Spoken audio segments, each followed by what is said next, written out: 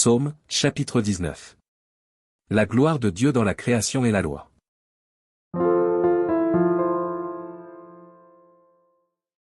Au chef des chantres.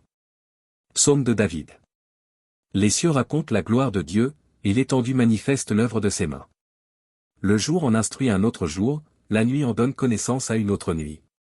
Ce n'est pas un langage, ce ne sont pas des paroles dont le son ne soit point entendu.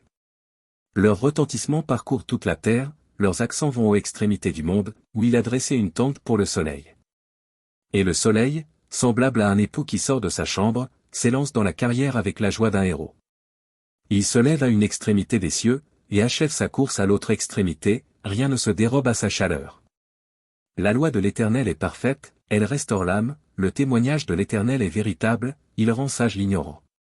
Les ordonnances de l'Éternel sont droites, elles réjouissent le cœur, les commandements de l'Éternel sont purs, ils éclairent les yeux.